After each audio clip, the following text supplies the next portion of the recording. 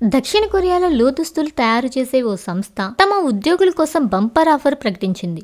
అదేంటంటే ముగ్గురు పిల్లల్ని కంటే దాదాపు 65 లక్షలు ఇస్తారట. ఇక వివరాల్లోకి వెళ్తే సన్ బంగ్ వూల్ అనే సంస్థ తమ ఉద్యోగులకు పిల్లలు పుడితే లక్షల రూపాయలు బోనస్ల రూపంలో ఇస్తామంటుంది.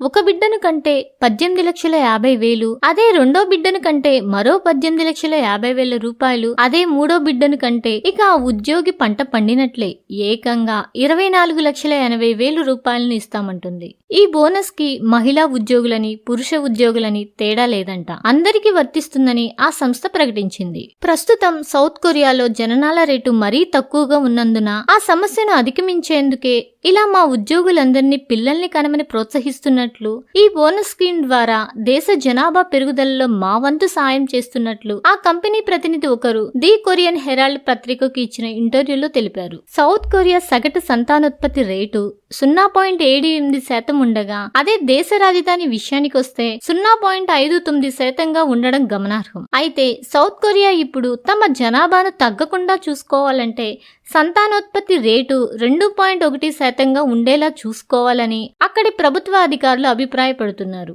అందుకే అక్కడి సంస్థలకు తమ ఉద్యోగులను పిల్లల్ని కనమని ప్రోత్సహించాలని ప్రభుత్వం చెబుతుంది. ఇదిలా ఉండగా ఆ దేశ రాజధాని సియోల్లో దంపతులకు బిడ్డ పుడితే ఓ ఏడాది పాటు నెలకి 62,000 రూపాయలు ఇస్తుందట అక్కడి ప్రభుత్వం. ఈ వీడియో మీకు నచ్చినట్లయితే లైక్ చేయండి, షేర్ చేయండి.